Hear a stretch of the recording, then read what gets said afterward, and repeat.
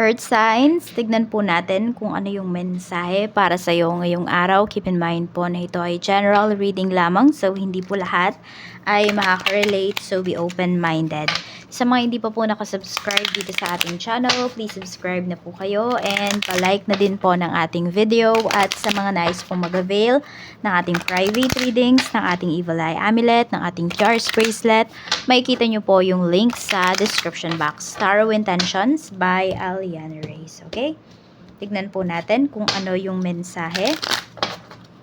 Mayroon tayo ditong invocation. We have ceremony. So, parang may mga nagko-concentrate. May mga magte-take ba ng exam. Ayan. May manunumpa dito. Parang ang tahimik ng paligid. Yun yung ano ko dito. We have radiance.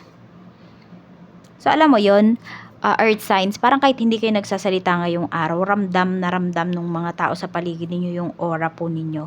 Kung masaya ba kayo ngayon, galit ba kayo, kung nasa mood ba kayo, or wala kayo sa mood, we have completion. Okay, so may masaya dito, pwedeng nakapasa sa exam. Okay, ayan o, parang alam mo yung sulit talaga.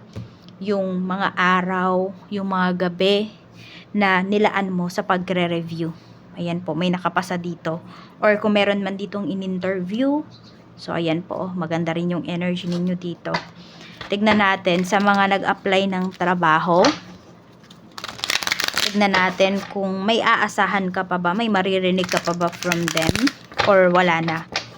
Tignan natin sa mga nag-apply ng work. Let's see.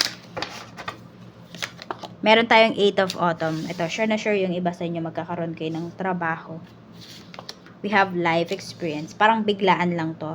I mean, yung parang kung ilan man po yung mga in-applyan ninyo, dun sa pinaka-least na ine-expect po ninyo na kayo ay matatanggap, pwedeng mas dun pa kayo matanggap. We have 2 of Spring. Ayan, mukhang dalawa pa nga itong mag-o-offer sa'yo. So, pwedeng magkakasabay pa yan. Or magkasunod po yung tatawag sa'yo or mag-i-email. So, ayan o, expect the unexpected. Yun yung sinasabi dito sa pag-a-apply mo. Kaya, huwag kayong mapagod mag-apply. Apply lang ng apply. Kaya, magpa-print na kayo. Kapag kayo may pupuntahan, may a-applyan, magpa-print na kayo ng maraming resume. Para hindi sayang yung punta nyo o yung lakad po ninyo. Tignan natin ano pa yung mensahe para sa'yo. Pagdating naman po sa iyong pamilya. Spirit guide. Kamusta naman po ang family? Family po. Mayroon tayo ditong Page of Swords. Mayroon tayo ditong The Empress. At mayroon tayo ditong 2 of Coins. Ayan, pagdating po ito sa inyong pamilya. Okay, mukhang may iniiwasan. May nagdadalawang isip kasi dito.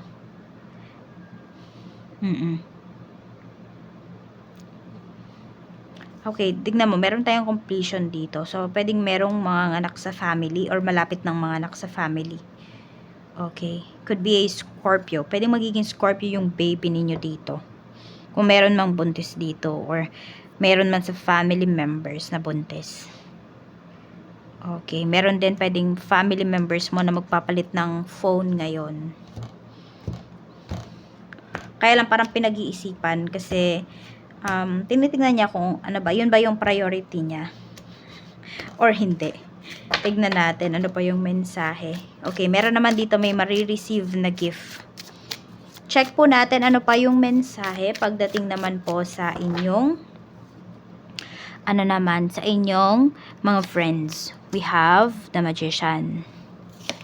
Meron tayong King of Swords. Okay, meron ka ditong kaibigan, parang magaling lang siya kapag may kailangan sa'yo. Magaling siyang magsalita. Maboka yung taong to. So, parang nadadala ka nito kapag meron siyang, alam mo yun, pag meron siyang gustong i-request sa'yo. 5 of Swords, ayan o. Yung friend mo na to, hindi talaga yan honest sa'yo. Kaya wag ka basta-basta magtitiwala. Yes, may friend ka po dito na taksil. Ayan. Di ko alam kung sino ba yung nakikipagpustahan dito. Pero mukhang dinadaya po kayo. Check natin pagdating naman po sa love life para naman sa mga mga single. So, we have King of Wands. Same kayo ng energy ni water signs, earth signs. Ayan. So, pwedeng meron dito. Yung iba po sa inyo is malakas talaga yung charisma po ninyo. Yun lang, nakikita ko dito. Pwedeng, yung iba, yung mga lalaki, meron kayo nagugustuhan, pero pwedeng natatakot kayong gumawa ng move. Ayan. Meron naman dito, kung kayo naman po ay babae, meron pong mga nagkakagusto sa inyo dito, pero pwedeng hindi nyo naman type. Sa mga in a relationship naman po, sa mga married natin, we have the moon. So, meron dito nako-confuse. Ayan po. So, meron ba ditong, ayan, pwedeng may nagtatry dito na magkaroon ng baby, pero, ayan, parang naguguluhan pa kayo. So, pwedeng may nade-delay dito.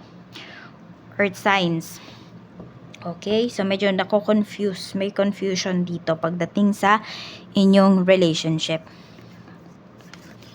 We have 9 of Wands. May iniingatan, may tinatago kasi. So, pwedeng isa yan sa inyo. It's either your person, may tinatago sa iyo, or ikaw yung may tinatago sa person mo. Merong nag-iingat po dito. Tignan natin pagdating naman sa mga single mom, single dad, mga byudo at byuda. We have 5 of Wands. Okay, so nakikita ko kasi dito more on, ayan, may gumagawa ng issue para sa inyo. I mean, pagdating sa inyo, ginagawan po kayo ng issue dito. Bakit? Kasi pwede po na kahit single mom kayo, single dad kayo, byudo or byuda kayo, madami nagkakagusto po sa inyo dito. So ngayon may naninira sa inyo, parang may magko-confront sa inyo eh. Okay, mag-ingat lang din po kayo kasi baka mamaya yung lumalapit naman po sa inyo is meron palang karelasyon. So mag-iingat lang po kayo, huwag kayo magpapadala dito sa mga matatamis na salita. And yung iba naman kasi sa inyo dito, pwedeng hindi kayo affected dito kasi ang priority po ninyo is kumita ng pera. Okay, ang priority ninyo dito is trabaho po ninyo at yung inyong pamilya. Check naman natin pagdating naman sa kaperahan. We have Knight of Coins. Sinasabihan kayo dito ni Universe na mas magsipag pa kayo pagdating dito sa inyong trabaho, sa inyong negosyo. Knight of Coins, so meron dito pwedeng nag-iipon po kayo. Ayan, so yung daily expenses po ninyo, talaga pong sinusulat po ninyo at nag-stick kayo dun sa inyong budget. Yan, marami dito nagiging matipid na talaga, which is good kasi pwedeng hindi naman tumataas yung kinikita ninyo o yung sweldo ninyo. Kaya dapat talagang budget na budget po ang inyong kaperahan. Lalo na kung meron kayong mga pinag-iipunan. So, tama po yung ginagawa ninyong ito, Earth signs. Check natin pagdating naman po sa, ayun, yung iba dito pwedeng hindi kayo nakokontento, naghahanap pa kayo ng other ways para po kumita ng pera, para mapalago po yung inyong pera. Sa inyo naman pong trabaho, ayan, we have Knight of Wands. Tapos, we have the Hermit. So, ayan, nagpo-focus lang kayo dito pagdating sa inyong trabaho. Ayan po, mukhang wala naman masyadong manggugulo sa inyo dito or magbibigay ng stress sa inyo ngayon sa trabaho. Talagang medyo nandun na, chill lang din naman kayo pagdating sa work. Tignan natin. Sobrang focus po ninyo pagdating sa trabaho. Kaya siguro yung nakikita ko or na-feel ko kanina dito or naririnig ko sobrang katahimikan. Ayan po yun pagdating sa work. Check po natin, parang busy kayo lahat at may kanya-kanya kayong mga gawain. Sa negosyo naman po, sa mga gustong mag-start ng business, tignan natin. We have 6 of Coins. So, kung meron na po kayong enough na funds, enough na puhunan, mag-start na daw po kayo. Huwag na kayo magdalawang isip pa. At ito naman po yung kita ninyo, yung mga may current job, current business, Page of Coins. So, growing naman po. Hindi ganun ka maganda yung kita nyo, pero hindi siya ganun kalaki ngayong araw na to. Pero pwedeng sa mga susunod na araw, mas lalaki pa po yan. Pero syempre, lahat ng kinikita po ninyo is maging grateful po kayo kahit gano'n man po yan kalaki or kaliit. Kasi hindi naman kayo mabobokya. Yan naman yung sinasabi sa inyo dito. Okay, tingnan pa po natin ano pa yung mensahe para sa'yo. Spirit guide, mensahe pa po natin kay Earth signs, Taurus, Virgo, and Capricorn.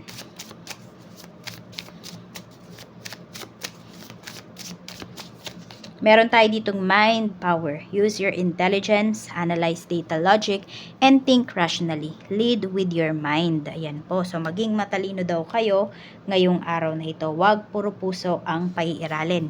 Isip daw po. At ito naman po yung inyong lucky numbers. We have number 39, 6, 26, 40, 11, and 30. Maraming salamat po sa walang sawang pagsuporta ninyo dito sa aking channel. Mag-iingat po kayo always and more blessings to come.